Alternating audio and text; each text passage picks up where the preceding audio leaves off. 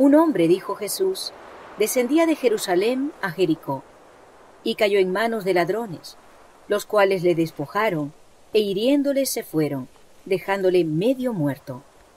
Y aconteció que descendió un sacerdote por aquel camino, y viéndole, se pasó de un lado.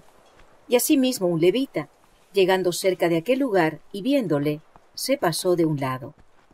Esta no era una escena imaginaria, sino un suceso reciente, conocido exactamente como fue presentado.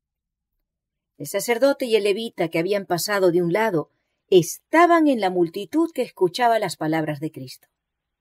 Al ir de Jerusalén a Jericó, el viajero tenía que pasar por una región del desierto de Judea.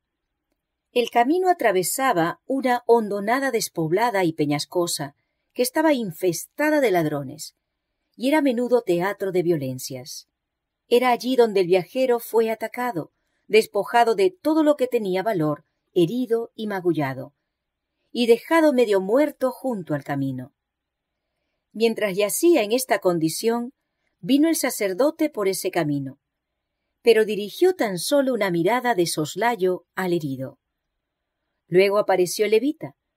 Curioso por saber lo que había acontecido, se detuvo y miró al doliente.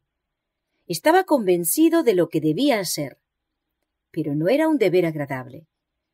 Deseaba no haber venido por ese camino, para no haber necesitado ver al herido. Se persuadió de que el caso no le concernía. Estos dos hombres pertenecían al oficio sagrado y profesaban exponer las Escrituras. Pertenecían a la clase especialmente elegida para representar a Dios ante el pueblo. Se debían compadecer de los ignorantes y extraviados, a fin de guiar a los hombres al conocimiento del gran amor de Dios hacia la humanidad. Un samaritano de viaje vino a donde estaba el doliente y al verlo se compadeció de él. No preguntó si el extraño era judío o gentil. Si fuera judío, bien sabía el samaritano que de haber sido los casos de ambos a la inversa, el hombre le habría escupido en la cara y pasado de largo con desprecio. Pero no vaciló por esto. No consideró que él mismo se exponía a la violencia al detenerse en ese lugar.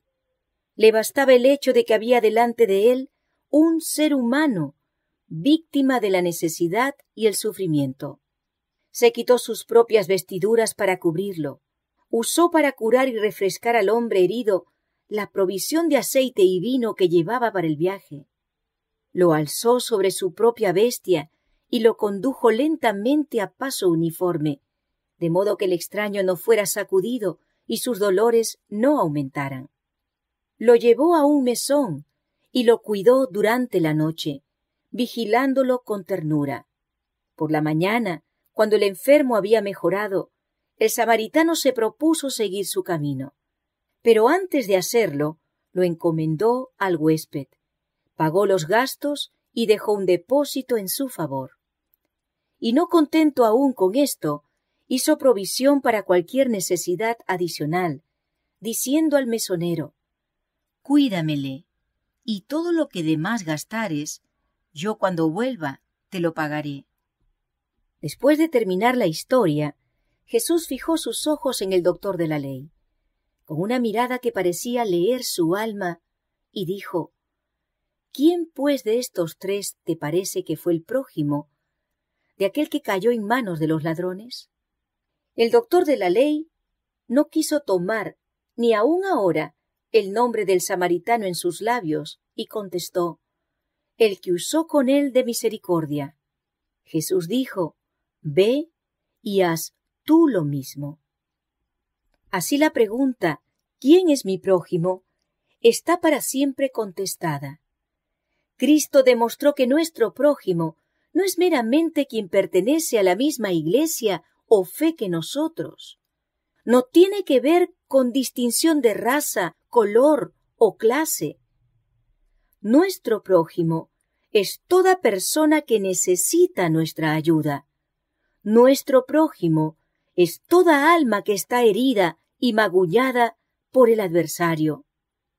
Nuestro prójimo es todo aquel que pertenece a Dios.